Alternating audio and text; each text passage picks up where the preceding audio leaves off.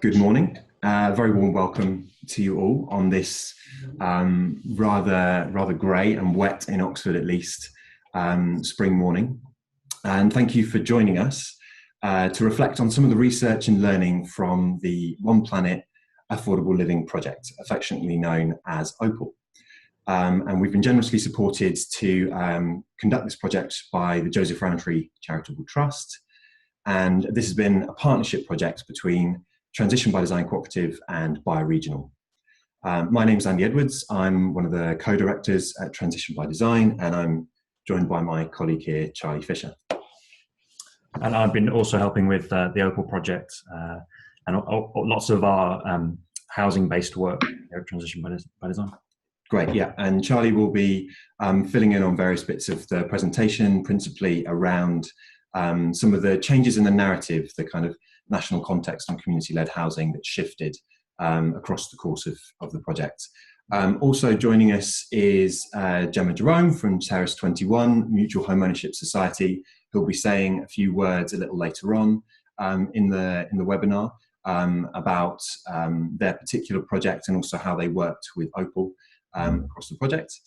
Gautier Guérin is also on this call as well, who is from Catalyst cooperative, who most recently have been helping us with some of the more advanced modelling, which we'll cover towards the end of the session around a new idea, building on some of the research that we've done.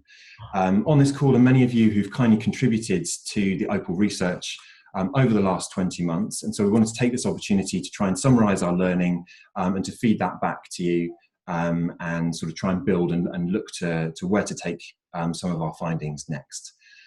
This is our first webinar, so please be gentle and hopefully we can get through without too many technical hitches. I will just double check. Charlie, are we recording okay? Yep, absolutely fine. Fantastic. So if I can ask that we'll just hold questions until the end. There will be a Q&A session towards the end. We've got quite a lot to get through, so just try and note down if there are any thoughts that pop up, and we'll try and tackle those at the end if we can. Great, I think we'll just kick off now with a bit of background about the OPAL project itself. So it's been a 20-month action research initiative, and it's been looking at approaches to delivering genuinely affordable and scalable community-led housing. And the project actually draws to a close this month. As I mentioned, it's a partnership project between Bioregional, utilising their One Planet Living framework for truly sustainable and holistic sustainability framework, and Transition by Design Cooperative, who bring to the table some expertise around democratic design and affordable community-led housing approaches. Through the project, we've been developing the OPAL approach, and this is a process that's built around the 4 phases of a housing development. And these are the same stages that are actually adopted more widely by the community-led housing sector. That's that of vision, plan, build, and live. If you can jump to the next slide. Great, thanks. So across the project, we've been working closely with groups, testing and refining resources that we've been developing to try and help give them the knowledge, the ability, and the power to realise their community-led housing project. And we hope to continue to do so beyond the project through some of the services and resources that have been developed, and that will be available through our website, which will be launched very shortly, and through a series of kind of resource packages, which we'll be very keen to share with folks. So just to do a quick session outline. So the session will be mainly focusing on just one aspect of the OPAL project, and that's around the kind of financial innovations and the research around finance and delivering affordability. Really to try and look at how we can make it easier, more possible, and increase the access to a greater number of people who want to take on a community-led housing approach that we can all afford. And specifically, that work's been focusing around the mutual home ownership model. What we'll look at is Charlie will give a bit of an introduction to the changes in the national context relating to home ownership and rental products, and a shift within community-led housing itself, which has been quite marked across the last couple of years. We'll give a summary of our findings from the research, looking at existing literature around mutual home ownership, but also talking with pioneering groups trying to get projects off the ground, and also talking with some of the experts who developed the model in the first instance, and those now trying to support groups in taking things forward. And then finally, we'll wrap up with a bit of a proposal and a challenge to the sector at large as well. So if I can just hand over to Charlie Fisher, I'll let him talk through some of the changes, well, some of the early findings actually, and then some of the changes in national context that have taken place. Thanks. So we conducted an early research report which identified mutual home ownership as a key opportunity with further research needed. The conclusions from that laid the foundation for Joseph Rowntree Charitable Trust to support the research project, which we called Developing a Community-Led Low-Impact Housing Approach for Genuine Affordability. We identified mutual home ownership as a key area of innovation, which would enable the outcomes that OPAL was seeking to achieve there. Within the report, a series of detailed international case studies were featured, including Lilac, the first and currently only operational mutual home ownership society in the country. A great deal of our work throughout the project builds on the fantastic resources and learning generated by Lilac. This is in addition to the foundations laid by early pioneers, CDS Co-ops, the New Economics Foundation, the Confederation of Cooperative Housing. And in laying the foundations for a new approach, the report highlights that cooperative ownership with a co-housing approach allows groups of people to collaborate to purchase and manage their homes collectively. When used with a mutual home ownership payment method, the society is able to distribute project funding in an equitable way, making sure that discounts in the land price reach people who need it the most. This also allows members to earn equity while they live there, the value of which can be realised when leaving the project. From this, a number of questions and a further area of research were identified for the OPAL project. So I'm just going to cover quickly what OPAL's trying to achieve, the desired outcomes, and how they relate to mutual home ownership. OPAL's interest in mutual home ownership relates to two key desired outcomes from an OPAL approach, the first being community-led and the second being the aim for genuine affordability. The model, both in theoretical terms as developed by CDS and NEF, CDS Co-ops and the New Economics Foundation, in the single living case study Lilac, genuine affordability there means linked to incomes in perpetuity by removing the link between housing costs and the local housing market. Finally, that the scheme allows members to build an equity stake in the project seemed to us to be an ideal way of widening the appeal and revaluing the effort required to start up a community-led housing scheme. And just a diagram here from Steve Wilcox, formerly of York University, of which we got through a piece of work that Paul Chatterton did following Lilac's success back in 2015, I think it was. OPAL is targeting explicitly those that are defined in the broader intermediate housing market, those that can't afford to rent, can't afford to buy at the bottom 10% of market homes, but who are also not eligible for housing benefits. And so we're seeing this as a growing group within society and continues to do so, even since this early stage report in 2005, which was for Joseph Rowntree Foundation. Finally, mutual home ownership utilises two of the key delivery mechanisms identified and adopted in the report as components of an OPAL approach, namely the community land trust model and fully mutual cooperative governance and ownership, which we feel are fundamental to democratising housing delivery. Now I'm just going to quickly cover how mutual home ownership work has sat within the wider OPAL project. Our work on financial innovation responds to a key challenge identified in the report, and which is widely acknowledged as one of the major barriers to community-led housing, that of delivering genuine affordability. This work is just one component of the OPAL project and sits alongside a series of work streams which we won't cover in detail here today, but which were covered in a lively workshop that we had yesterday here in Oxford at a conference called Marmalade, and will feature as part of a new service offer to groups, information on which will be available on our new OPAL project website. The other OPAL work streams looked at addressing three further challenges identified. First was that of ensuring groups understand what skills and expertise they need at different points in their projects and how to access professional support when needed. Second is creating a clear route map and framework to help guide a group through their decisions, which included adapting the One Planet Living framework for community housing groups. And finally, ensuring groups understand the positive impact their project will create, helping them to make the case to key decision makers such as landowners, local authorities. From early findings captured in the OPAL report, mutual home ownership appeared to fulfill all the criteria for OPAL, and we could see how it might sit comfortably alongside a democratic design process which adopts the One Planet Living framework for achieving exemplary standards for environmental sustainability.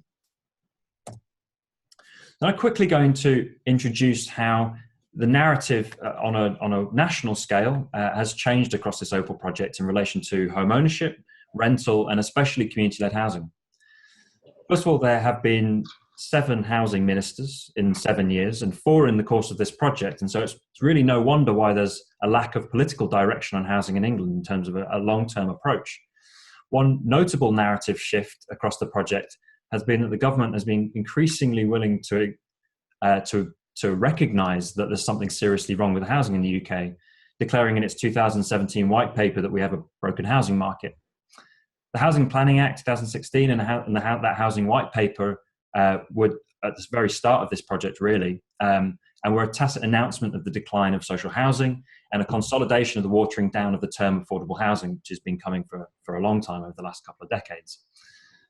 Government policy continues to favour home ownership, and there's still a kind of overlying kind of cultural sort of system there that's endorsing that. Research by Shelter, Priced Out, Generation Rent, and others have contributed to a public awareness that Help to Buy is increasing house prices and doing little to help people become home buyers in the highly unaffordable areas of the country, such as London or the South East.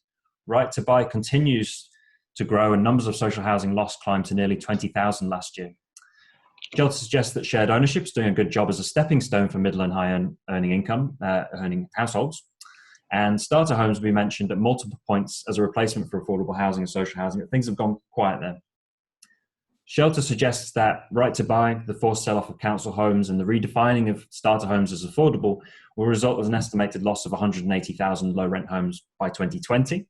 This means that households for whom shared ownership and starter homes are out of reach will have nowhere really to go but the expensive and unstable, kind of low-quality private rented sector. There have been 58 new local authority housing companies at the same time, which are being used to build affordable and social housing. 528 homes have been built through that mechanism so far, but only 59% of council companies, well, 59% of council companies are yet to deliver a single home. According to the Adam Smith Institute, around 30 to 40% of new local housing companies are likely to be affordable, with a majority at the equivalent of social rented levels. The big positive, however, is that Community Housing Fund was launched at the end of 2016, which demonstrates big backing for community-led housing from central government for the first time in quite a long time. After the 60 million, which went to local authorities in that first year, there was real uncertainty through the snap election last year. However, since November 2017, it's been reconfirmed, and we're just on the cusp of finding out the next steps for how that fund's going to kind of pan out. So this is a major growth opportunity for the community-led housing sector.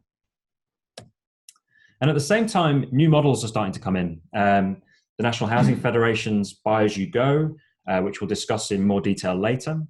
Shelter's new civic house building, which is very relevant to our project. And the resurgence felt in the New Garden Cities movement. One final thing to note, which is relevant to this project, is societal shifts in the narrative away from home ownership, despite government policy and general rhetoric. Across 2017, announcements declared it was cheaper to rent than buy from property website Zoopla, who analysed monthly costs of renting 2-bedroom homes compared to servicing a mortgage in the country's 50 largest cities. And the proportion of locations where it's now cheaper to rent has increased to 60% of British cities. Some recent analysis by Ian Mulhern of Oxford Economics suggests over the long term that the current long-term cost of renting versus buying are roughly equal, and in some cases rental is cheaper. This argument is particularly relevant to research and something proponents for alternatives to individualised home ownership should investigate further, and we should all get better at communicating. However, the major elephant in the room, as Ian acknowledged, is that this does not address the value added of ownership, which is security of tenure. However, this could be addressed, we feel, through mechanisms in community-led housing. And finally, the final piece of data we'll reference here relates to the shifting sands away from home ownership, is the image Danny Dorling produced a few years ago, which is still highly relevant today. The data came from DCLG. On the top level, we've got 1983 all the way to 2012, and on the left, we've got years of age, 18 to 90. And what you can see here is that the home owning generation in this data is a single generation. Their parents generally rented, and now their children are renting too. This view was backed up in the Financial Times last year, which highlights that despite all government efforts and interventions to boost home ownership, it's now at the lowest level for 30 years, and it's private rental which is fast on the rise. In summary, we believe that this is the context that OPAL and other alternative approaches must focus their energies. And so I'll just hand back to Andy, who's going to cover some of the research questions and methodology. Great, thanks, Charlie. That was really comprehensive and gives us, I think, a good lead into the research that we undertook. So from our initial findings and research on mutual home ownership, we set about trying to answer a number of questions that arose for us. The first one being, really there are quite a few different ways that we found mutual home ownership, which we'll generally refer to across the call as MHO, or mutual home ownership. So try and sort of remember that acronym if you can. And we really wanted to look at how the different resources compared, what the differences were and what the similarities were. We also wanted to understand what the existing demand was and how that might be growing over time. We wanted to look at the different needs that groups trying to pioneer the MHO approach were having, and how OPAL could perhaps support them. And also how others were already supporting them. And we wanted to look at what kind of groups is the MHO model best suited. Is it for every group, or is it for a specific type of group in particular? We'd already understood that there are a number of real significant benefits behind the MHO model, but we also wanted to know why this wasn't, or hadn't seemed to be adopted by more community housing groups. Mutual home ownership has lots of different components to it. The initial report that was produced was very multifaceted, and so we also wanted to know what was the real essence, what were the kind of added extras that you could include, and what were the things that were kind of at its core. And then finally, in looking to how we could develop alternatives or try and progress the use of mutual home ownership, we wanted to understand how to simplify it down into that core essence and how to take it forward.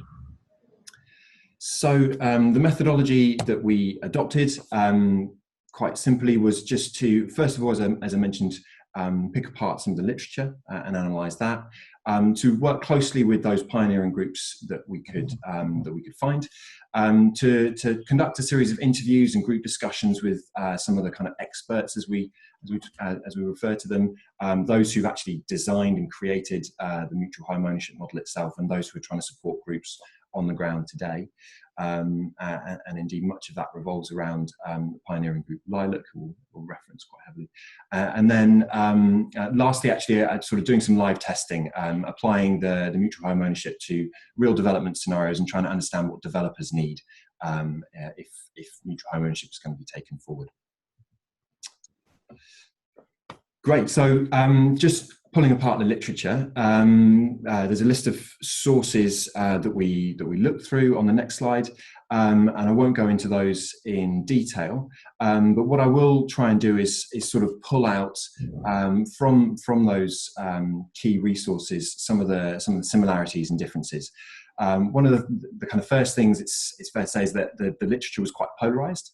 It was either very dense and academic and extremely comprehensive, such as from the first report, Common Ground, from CDS Co-ops and the New Economics Foundation, or quite anecdotal, lots of capturing of talks and blog writings and descriptions on the kind of project pages of different groups. And so there was a real disparity there. And it's fair to say that the majority of information that's current and out there is coming from those pioneering groups, rather than from cooperative development agencies or supporting bodies, perhaps with the notable exception of the Welsh Cooperative Agency. So just to kind of capture some of the nuggets, some of the best ways that we found of describing mutual home ownership. There's a really good one here from the CDS Consumer Guide, and that's really sort of talking about being a new way of owning a stake in your home, designed to bring the sort of the property market back into scope for people on that bottom rung, those specifically on modest incomes, and also from Terrace 21, a group who you'll hear from later with Gemma, really capturing it quite succinctly, talking about how it's about residents not owning an individual property, but gaining a leasehold, and then the mutual home ownership society allowing them to retaining the freehold and the management, but allowing people within the development to build up equity shares.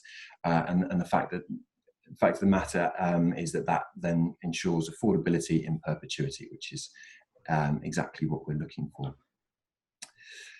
Some of the kind of just key learnings, conclusions was it was actually surprising just how little was written about mutual home ownership in the last 10 years since the first Common Ground report was produced.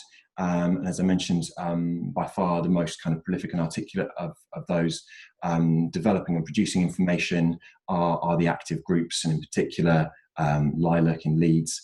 But nevertheless, the terminology and definitions, whilst ranging a little bit, there is sort of broad consensus, but it's a fairly broad church, mutual home ownership, and it's possible that a number of different kind of nuances to the model could blossom under that banner. And indeed, Lilac have adopted quite a number of adaptations from the initial model envisaged by New Economics Foundation and CDS Co-ops.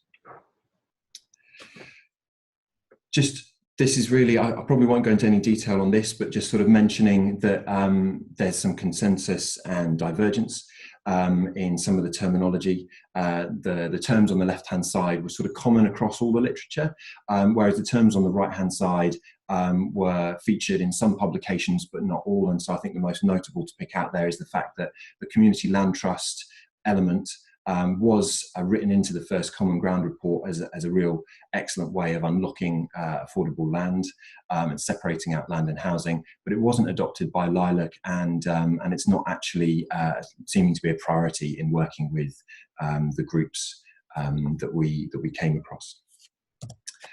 So we covered that, I think. Excellent. So we'll just lead into now some of the work that we did with different groups across the UK, and then hopefully we're going to try and bring Gemma in, if the technology will allow us, to talk a little bit about Terrace 21. So in working with the groups, what we were really trying to answer is 3 out of 7 of the research questions that I mentioned previously about what's the existing demand and what's the anticipated demand coming forwards, what are the needs of groups currently exploring mutual home ownership, and how could OPAL support them, and indeed how we did try and support them, and for what kind of groups would mutual home ownership work best. We worked with, unfortunately, we could only actually find 6 active groups currently in operation. They all kindly agreed to take part in a series of discussions and working groups and sharing a lot of resources. They do span across the country, from Lilac up in Leeds and Your Space in York, to Terrace 21, Liverpool, Homes for Oxford here in Oxfordshire, Quaggy in London, and Sussex Co-housing down on the south coast. And now, if we can, we'll see if we can try and bring Gemma onto the call. Gemma, are you able to hear us and able to? I can hear you. Can you hear me okay? Oh, yeah, I think we've got you. Can you hear me? Yes, you're loud and clear for us at least. Okay, perfect. Great. So thank you for inviting me into the call. I'm just going to spend a few minutes giving a very brief introduction to Terrace 21. So thanks for that slide, Andy. So this is a picture of a street in Granby Toxteth in Liverpool 8. So it's just south of the city centre in Liverpool, for those who don't know the area. And this is Cairn Street. So just to start really with Terrace 21, so we're a mutual home ownership society.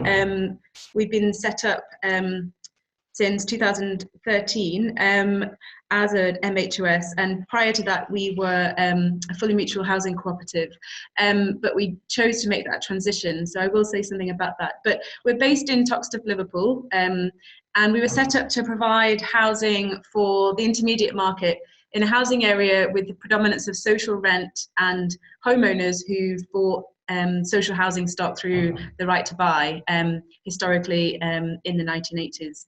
And really, I suppose, critical to the context of Liverpool is key characteristic of the area when we started this project is that there was a lack of investment over a number of decades. It's one of the pathfinder areas for the European funding programme to kickstart new house building in areas deemed as housing market failures. So those empty houses on the previous slide, that was a result of decanting communities and compulsory purchase orders. So we got involved with the local community saying, actually, what response are we going to have to this empty housing that we're now left with, because the council didn't have the funds for demolition and rebuild once the government changed in 2010. And the consortia was set up between a number of housing providers and a local community land trust, and then ourselves as a mutual home ownership society. So it was a pragmatic response that there was still an intention for those housing associations to provide social rent and ethical rent, and for this community land trust to consider a shared ownership model. So we were really clear that we wanted something that was community led, community governance, cooperative governance, and that it would be about home ownership. So that's when we found the Mutual Home Ownership Society model, and we've been running with that. So the next slide is a picture of the houses since they've been refurbished. These are the community land trust houses, and they've adopted a slightly different governance model, but obviously with that importance of the community land trust holding the owning the land, the freehold underneath these properties, to keep them asset locked for the community and affordable in perpetuity. And we've been working with OPAL since Andy approached Terrace 21 to consider how the Mutual Home Ownership Society model works in quite a different. So we saw the map earlier, and quite a few of the other pioneers are working in quite constrained areas due to land values, whereas what we have here is almost the exact spectral opposite, where there is no land value and almost no value to these properties. So we were in a situation of asset transfer from the council, so having the Mutual Home Ownership Society as an alternative mechanism in that consortia approach with the other stakeholders, the other partners, that proved to be really valuable, really it was regarded as very positive addition to the tenure mix and diversity of tenure mix that we were able to offer in this area.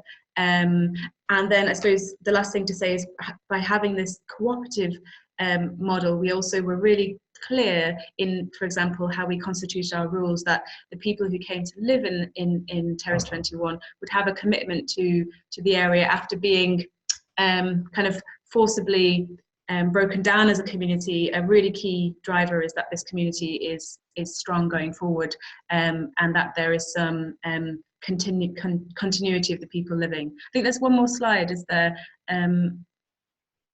Maybe there isn't. Yes, so this is just a nice flyer we put together which summarises some of the information on our website, which the link is there, and the kind of three key things driving Terrace 21. And when we go out, so there's monthly street markets in Granby. Even now, all the houses have been refurbished. That's become that was one of the catalysts for keeping the community tight together, and now it's a place of community gathering and celebration. So we talk to local people about the model, and the environmental sustainability is key, because these Victorian terraces, they were on track to be demolished because people said nobody wants houses like this anymore. And I think this whole narrative proves that people do, but we need housing that's fit for the 21st century. So these houses meet carbon targets because of the level of fabric restoration that we proposed, are permanently affordable, and we've talked about that already in the previous slides about how mutual home ownership allows that, and that it's a community asset, which is really important from a community and politics perspective in a context like we've had in Liverpool. That's all I was going to say, Andy. Is that okay? That's perfect, Gemma. Yeah, if you're just happy to maybe be available for questions towards the end of the call, because I'm sure people will be interested to find out a bit more. Yeah, no worries. Fantastic, thank you. So really just to summarise there, thank you, Gemma, just for giving a bit of a kind of live contextual understanding of what some of the groups are facing. In the round, what we found across the research is that there are a small number of groups pushing forward with mutual home ownership and doubtless making really big inroads into its development through their own testing and learning. And Terrace 21 are a fantastic example. Lilac are another who, in fact, had to invest very heavily in the Dwell module, the software, which they invested in and created with a tech company called Moldava, and that was really to try and enable them to manage the contextual financial arrangements that existed. So it's really being left to groups on the ground to work out some of the nuances of the model which still need to be operationalized. And as a result, it's really still remaining quite a niche area of interest. There is widespread interest in the model, but in terms of active groups trying to operationalize it, it still seems to be very niche. And indeed, we could only find 6 groups who are actually trying to push this forward in England at the moment. And so we feel like much more can be done really by the cooperative bodies and interested stakeholders to further develop and support the resources within the community-led housing sector around mutual home ownership. And specifically the kind of support that groups seem to need is around the legal and financial arrangements and some of the governance arrangements as well, updating the existing documents and making them more fit for purpose and contextually specific, because as Gemma mentioned, there's quite a disparity in what different groups need at different stages depending on their scale. We worked with groups that were from a single home right the way up to 30 units, and there are larger schemes looking to come forward as well.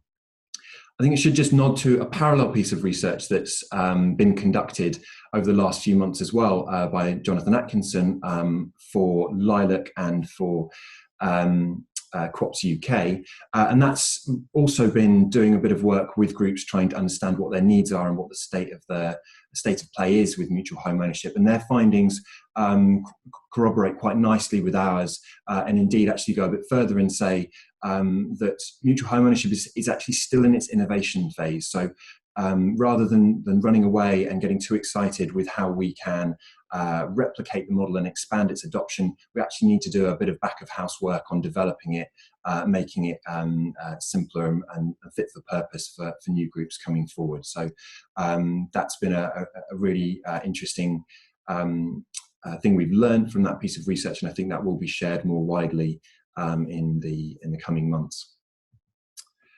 Just going to talk now a little bit about some of the interviews and group discussions we had with our experts, with the people who designed the model in the first instance, and those who are helping groups do the financial modelling, work with them on their legal documents, and just generally try and push the adoption of the model forward.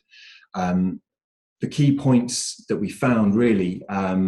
The group were fairly unilateral in insisting we need some serious political change. We need political will from the top, a change in the whole kind of paradigm and narrative, which still revolves around, as Charlie mentioned, from the current context, revolves around individualised home ownership and backing that speculative housing model.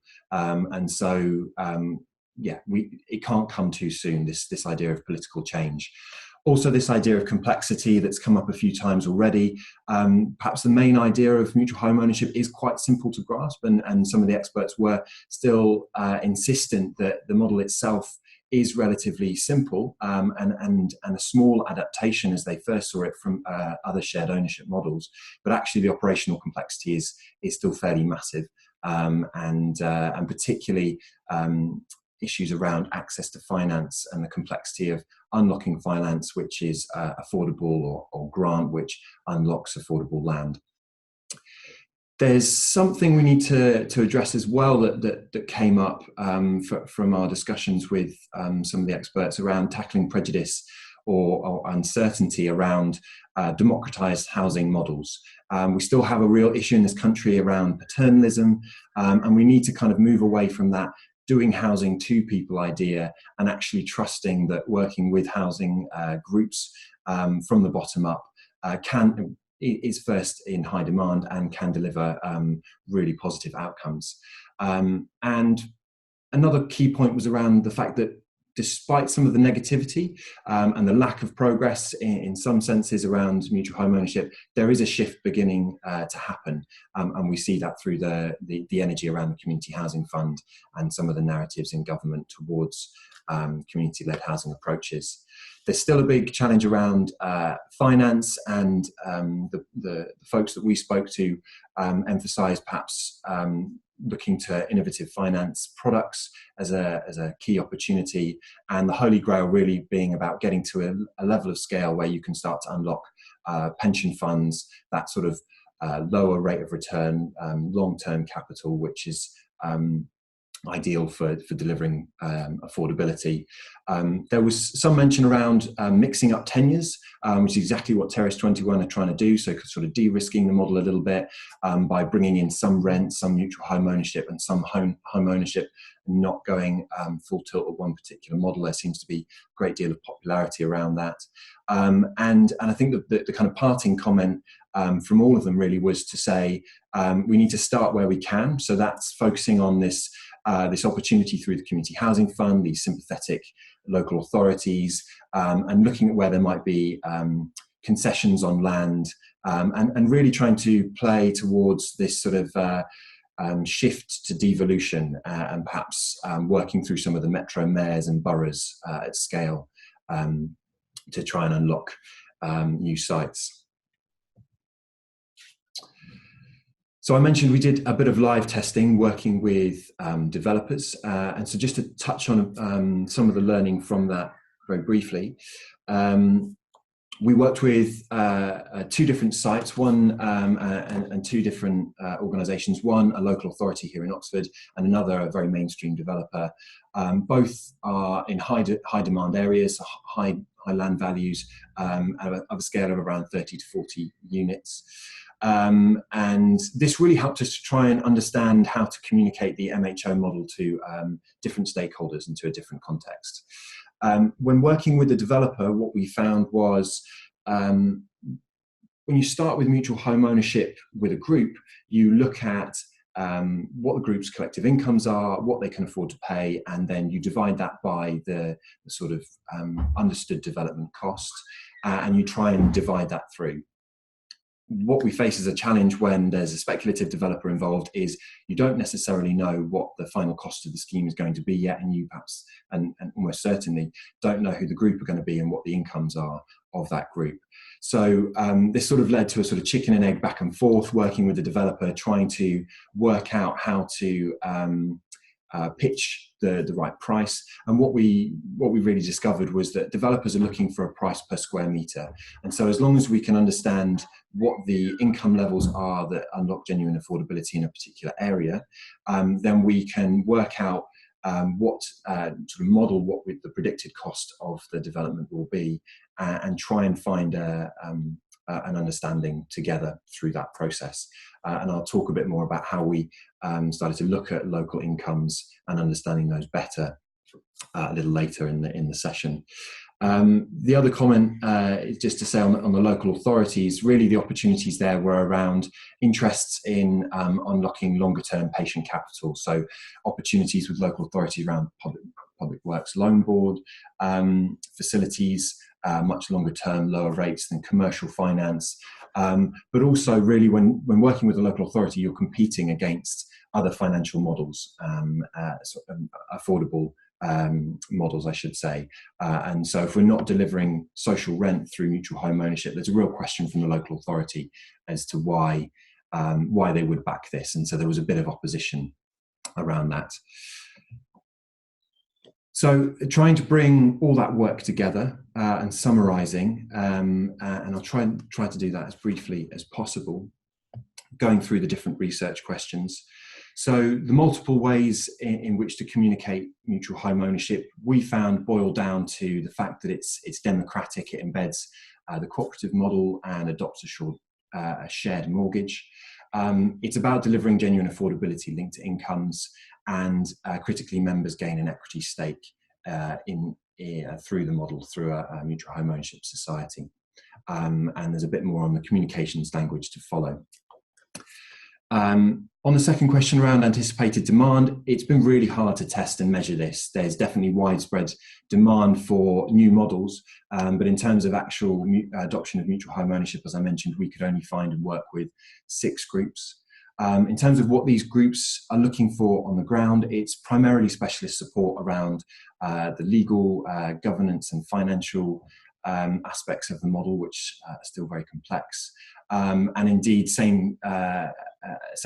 common issue for all community housing groups around support in accessing affordable land and the appropriate finance. But as Gemma alluded to earlier, this support is quite tricky to generalise because groups have different priorities and are often at different stages when they seek professional support, and so that the support that groups are looking for needs to be very contextualised. For which groups does mutual home ownership work best? There's a few comments here. Just to pick out a number, it's really around where members have a steady income, where they might be able to operate at a greater scale, and where they might be able to unlock affordable land, discounted land and grants. And certainly what we found is that groups are going to need quite a significant amount of volunteer time and skill just at the current moment because of the amount of development work that is still deemed to be needed within the model. On the fifth question around why it hasn't been adopted more widely, I think we've kind of made that case fairly comprehensively. But in some, I think if we were going to tease out 3 main areas, it's around the political challenge and the need for a political shift. It's around the complexity in the model and unpicking that. And it's around accessing finance, and specifically the right kind of finance to deliver affordability. And if there was to be a fourth, it would really about getting just more groups, more actual projects on the ground that we can learn from, and not just have to keep turning back to Lilac as the one shining example. And hopefully Terrace 21 will be the next one coming forward very shortly. In terms of talking about the essence of mutual home ownership and trying to understand which parts of the model are kind of essentials and which parts could be additive. Really, it depends on which stakeholders you're talking to that you might focus on which aspects are most crucial. But in terms of talking to groups and the members within those groups, what people really want to know is, what does my income need to be able to afford the scheme or to be able to live in the scheme? How much deposit do I need to bring? How much capital do I need to have available to me? And what's going to be my equity share over time as I live in the scheme?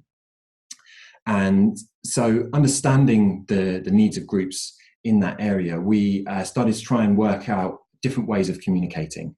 And one of the first things that we did was around sort of creating infographics that break down if your monthly payment is let's go to the next slide. Thanks, Charlie. So if you're receiving a net monthly income of X amount, your monthly payment will be a percentage of that X amount, and it's generally regarded to be around 30 to 35%. And we started to try and articulate how that breaks down. And in some of the examples that we unpicked, it broke down in the way you can see here. So around 45% of it going off to pay the loans, financing the scheme. Around 40% is your equity share that you're building up, and then a small proportion goes towards maintaining the land and the shared facilities, and in some instances there's also a top-up fund as well. We then translated this into sort of the same language but across different types of households, and trying to demonstrate that over time what it looks like as you put in a monthly payment based on a percentage of your income, you build up that equity share, and then if you leave at some date in the future, you can draw down on that equity share and also some uplift as well. if the model is to adopt it as it has in Lilac. When talking with a more diverse group of stakeholders, what we've tried to do is simplify things more broadly, and it's really anchored around these three key elements of security, affordability, and control. I think we'll keep moving through.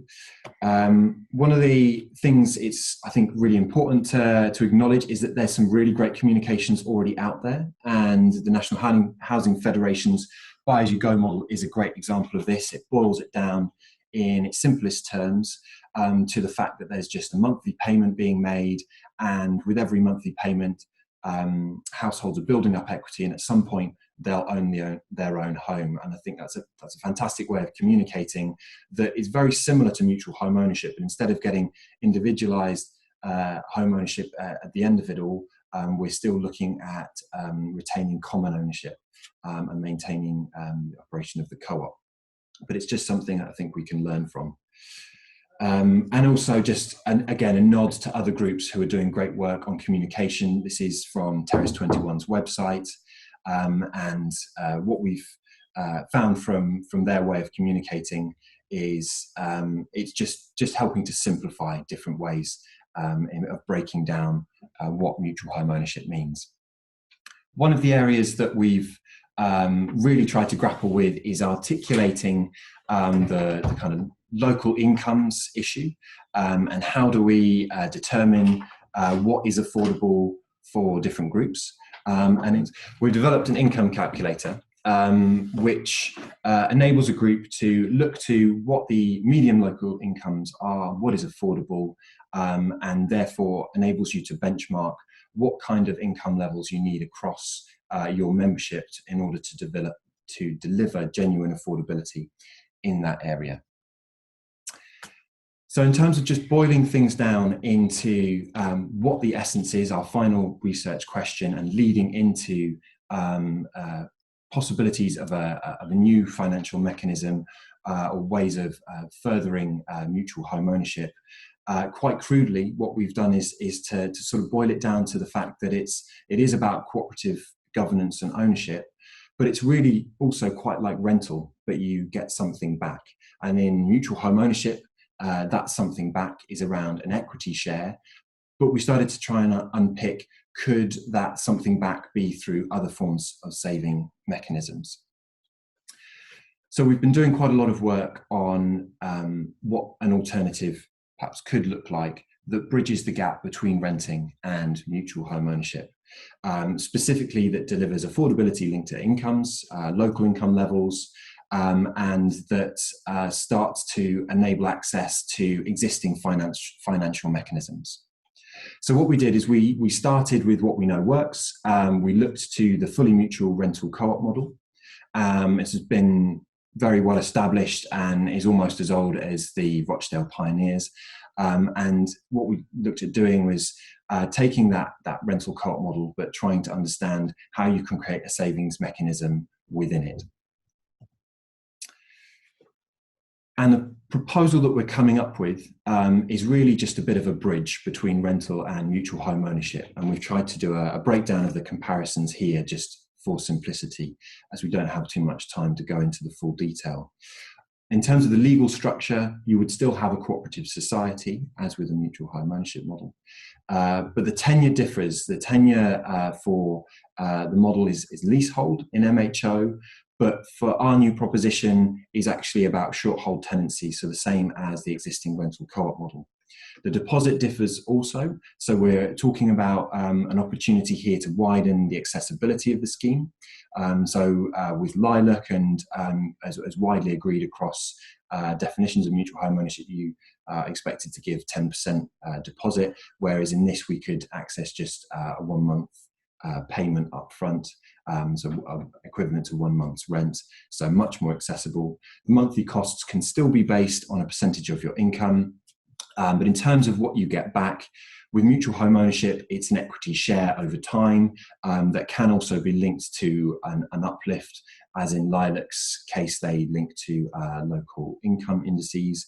But here, this would be a percentage of what you pay each month, coming back to you in the form of a sort of rebate. And in terms of whether the community land trust model could be integrated, I think it's a yes in both cases, but really it's not an essential, I think is what we could say. I'm just going to touch on some of the early modelling work, which has been extremely promising, but is just initial. And what we can see from this chart here, which charts the cash flow of a scheme adopting numbers from Your Space, which is a 20-home co-housing development in York. And really what it's showing here is the grayed out steeper curve, which arcs up to the left-hand side, is if Your Space, with all the costs that they're anticipating, were to just adopt a rental model, and they're starting to pay off significant amounts of capital, reaching a sort of £2.5 million surplus point by around year 35. But actually, if the group were to extend their loan book, in particular, we looked at extending their mortgage from a 30-year to a 40-year, and therefore what that does is enable certain members who might wish to leave the scheme to draw down a percentage of their total monthly payments, highlighted here at years 10, 15, and could also be done at year 20. By increasing that loan book, effectively refinancing at those periods, you can enable those members to take something out of the scheme, but still not jeopardize the model. So in terms of Your Space, they weren't actually exceeding the loan to value ratio, which is key for a lot of mortgage lenders. They weren't even getting close to 50% loan to value. So, and in this instance, members were able to draw down about 27% of their total monthly, cumulative monthly payments. So it's offering something of a greater incentive for members. There's some significant advantages on rental there, which helps to rebalance the inequity of members who have to set up put in a lot of voluntary time to set up a scheme in the first instance. So it starts to rebalance or kind of reimburse some of that effort, but it unpicks a lot of the complexity by adopting the established rental model of mutual home ownership, and it also makes it more accessible to groups as well by avoiding such a significant deposit. These are some of the benefits I've just summarised. And I think what we should just emphasise here is this is not trying to replace mutual home ownership, but as I said before, just trying to create a bridge so that perhaps leading to mutual home ownership. So groups could in fact start off as a fully mutual rental co-op and adopt this kind of rental plus situation once established, or they could adopt this rental plus situation at the beginning and then bridge to mutual home ownership once the community was more established.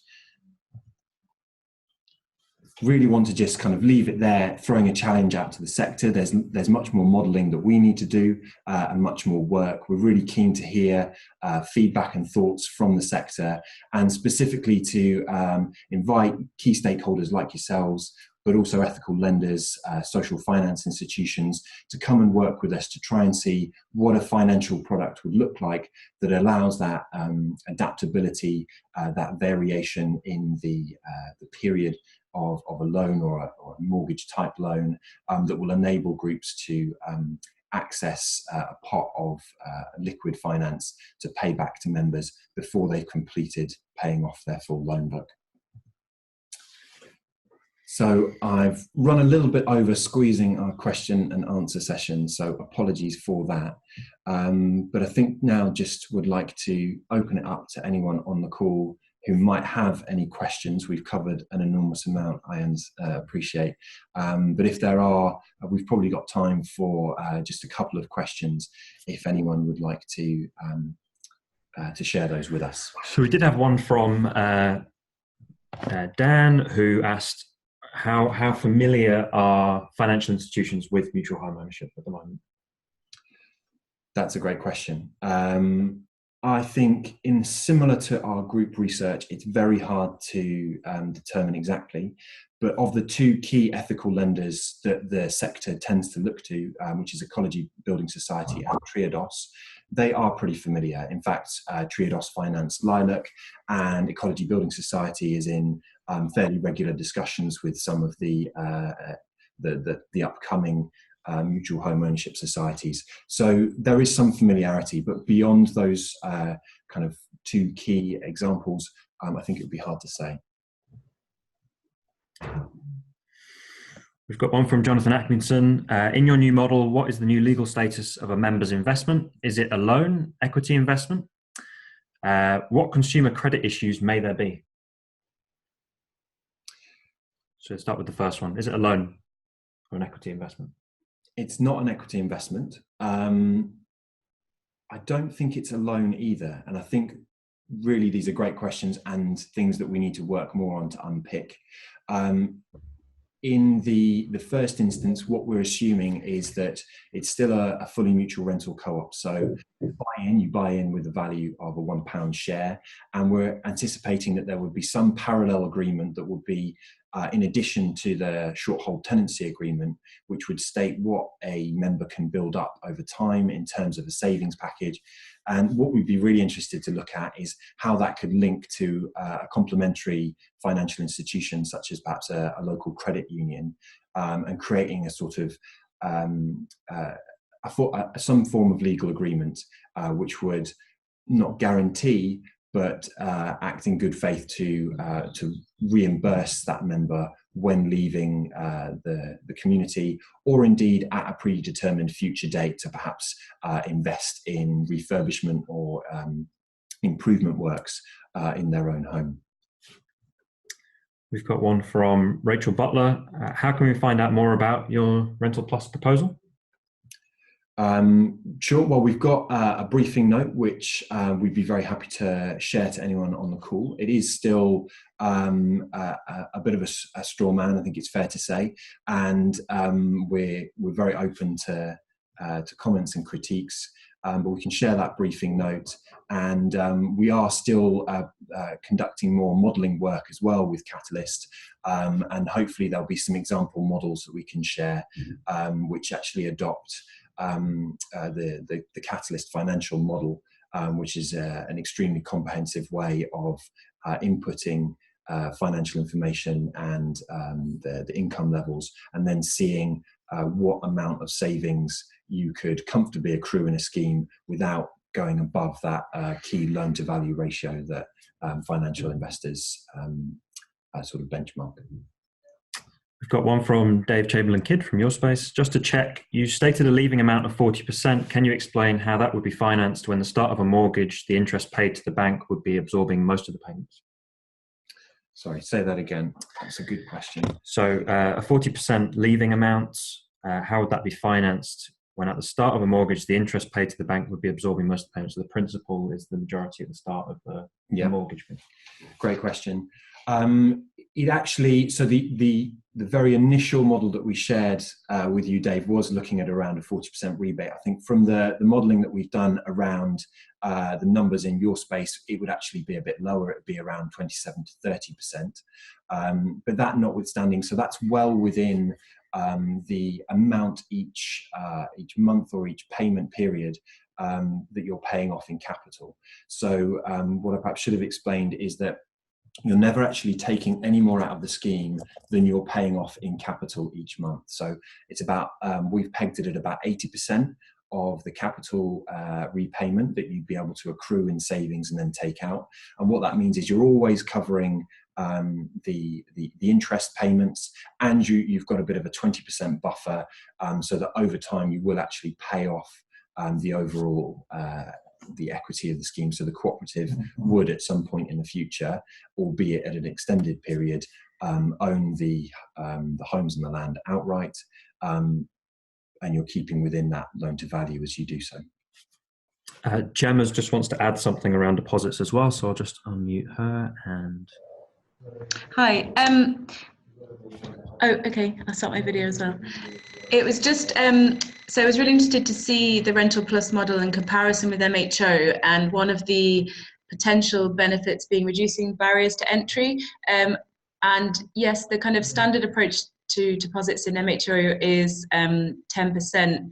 But in Terrace 21, we took a very conscious decision to make the deposit much lower than that. So actually, our deposit is about £1,500, which is not 10% of the overall cost of each household. And the way we talk about it when we're talking to members is it's higher than you would expect for private rental, but much lower than you would expect for a mortgage deposit. And so you can build reducing barriers to access into the MHO model if you have, I suppose, the important caveat to that is the whole financial modelling around each particular scheme and the context. So in our case, we don't have the same prohibitive barriers around land value. So I'm sure that has something to add, but I just wanted to flag that really, that is, it's possible to make that decision if it works in your financial model.